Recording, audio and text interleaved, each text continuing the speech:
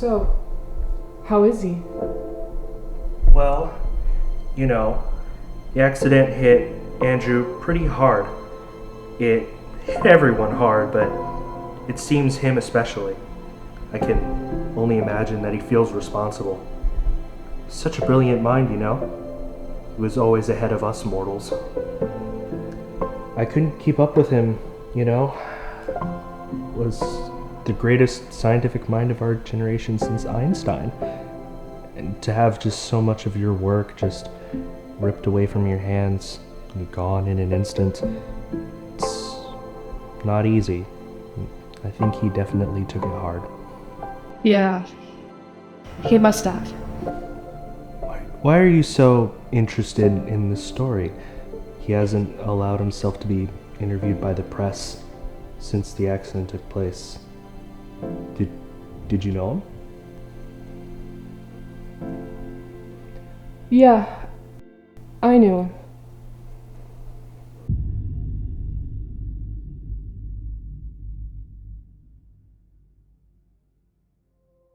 All right, everyone, we're ready to start.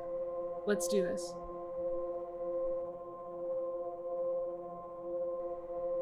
Now, Mr. Jackson, I've asked the Director of Human Sciences to showcase to us what exactly you've done with this project. But for the life of me, I can't understand the exact science behind it. Your work with the Canadian military has worked flawlessly. It's like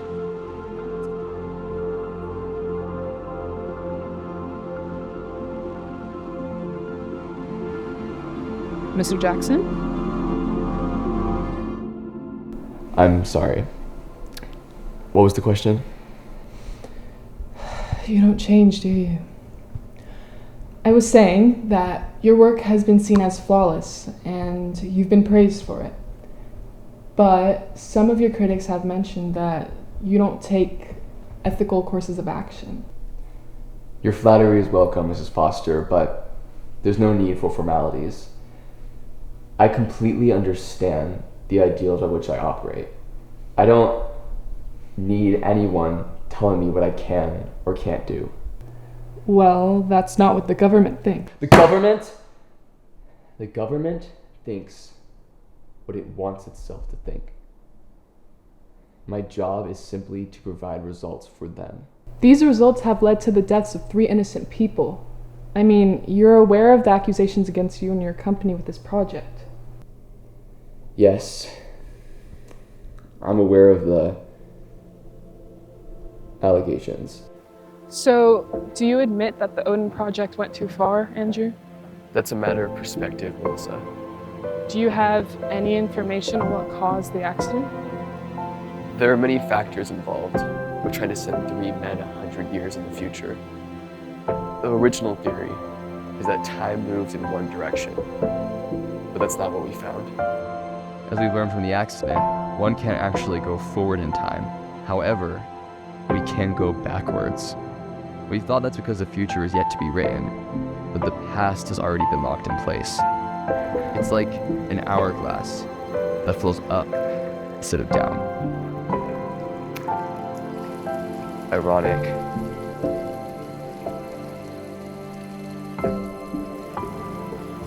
History repeats itself as just a saying, but now it may be truer than we thought. So, what happened to them? That we're not entirely sure about. Attempting to travel forward in time is a violation of a natural law that no one knew about, because no one has attempted this. We even failed to account for potential multiversal activity. It appears my formula was correct, just somewhat backwards. I don't know what I'm going to do for the secondary part of this experiment, but the government won't like it. Huh? The secondary part of this experiment. The 3 men were a part of a top secret government organization. They were going to go into the future to see what happened. Only they didn't know it. They were trying to predict the future of war, specifically the next World War. The next World War? But No one's at war with each other. Not yet, anyways. After the Third War ended, all the countries split up and Japan became the economic capital of the world. Who's to say the fourth won't be other countries trying to get a piece of the pie? I mean, at least we know what's going to happen and where the first strike will hit. I have to continue my research. Andrew, you can't go to war over this. The Liberty Accords won't allow it to happen. The Liberty Accords? The Liberty Accords were written so what happened in America would never happen again. Vancouver suffered fallout from what happened in Seattle. Do you really think people are gonna play by the rules when this stuff hits the fan again?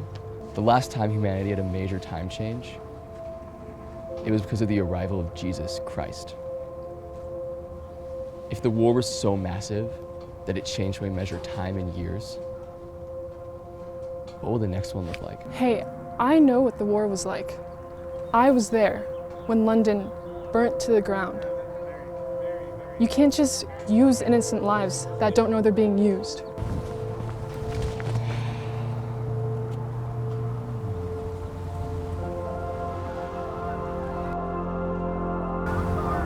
It's for the greater good. How many times has that phrase been said to justify such awful things in history? I'm not like them. What I'm doing is actually important. Do you know why we named it the Odin Project? I'm afraid not. Odin is the All-Father in Greek mythology. Supposedly, he sacrificed one of his eyes for wisdom and understanding.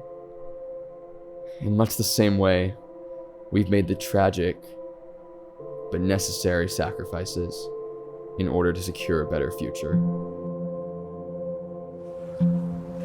Don't you see, Melissa? This is what humans have wanted since the dawn of time. To be able to control it. If we can master fate, then maybe we could save those we love. If this is some elaborate scheme to change my mind about us, it'll never happen. Then nothing I say will change your mind? No, it will never change. Wrap it up. We're done here, guys.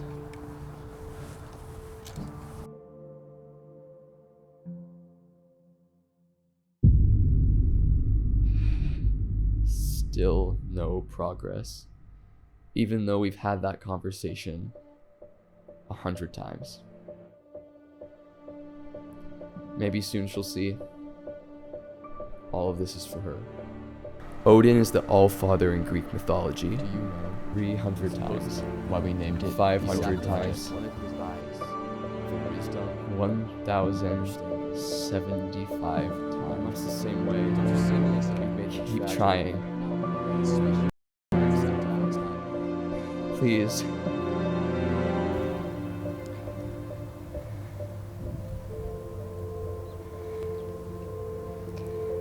But I have to try. I invested too much into this.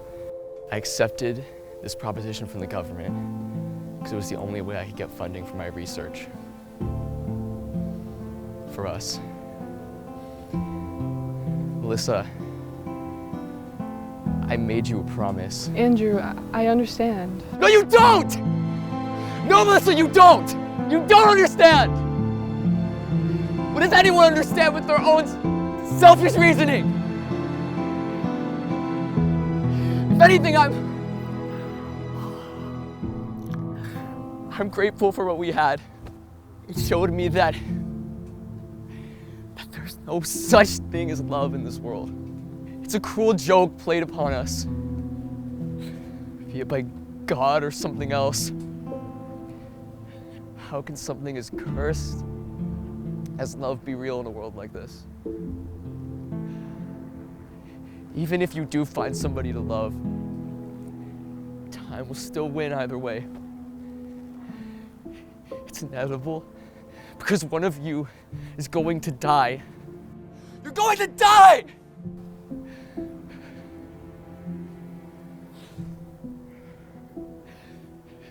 Then you're all alone again. Is it so wrong for me to think that's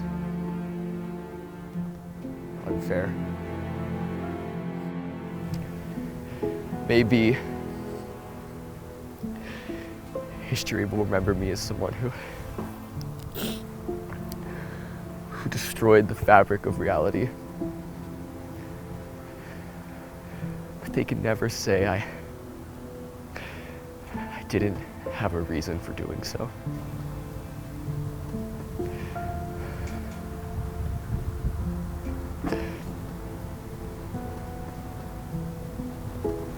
There's nothing that I can say that I haven't already said.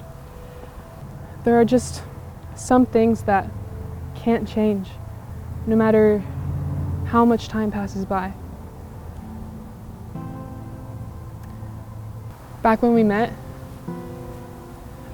after the Battle of London, I had this thought that maybe if the war hadn't happened, we may have never met. You're brilliant, Andrew, but you're blinded by your obsession over things that we shouldn't meddle in. This whole thing is wrong, and you know it. It's like you're playing God, and you're messing with things that should not be messed with. Even if you had invented it, I couldn't accept it. Part of being human is accepting tragedy and finding ways to move on. I would know so.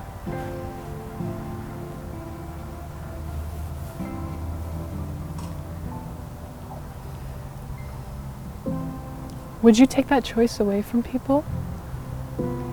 I think that's a violation of the natural law. But you're too blinded by your own past to hear what I'm saying.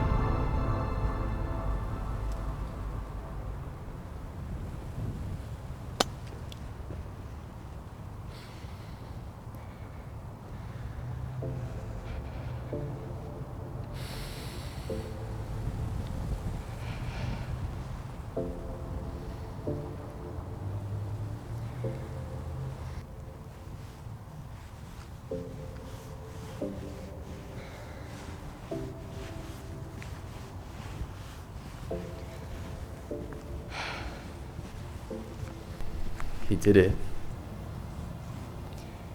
He did. I still say it's a shame that this one in Melissa didn't work out.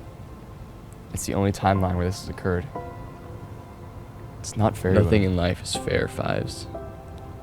The very fact that he had to make this decision makes him stronger than the both of us. Because he had to make the choice that none of us had to make. Walking away.